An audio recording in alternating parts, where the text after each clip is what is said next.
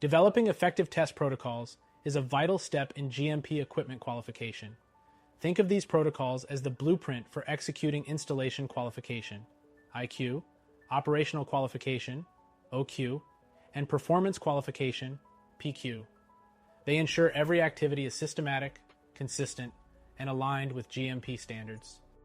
Creating well-written, clear, and actionable protocols goes beyond just following a checklist. Each protocol must be carefully tailored to the specific equipment, operational conditions, and regulatory requirements.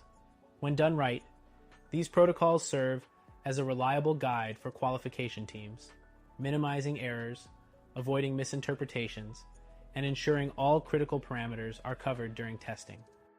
Investing time in developing robust protocols upfront can save significant time and resources during execution, streamline documentation, and ultimately enhance regulatory compliance.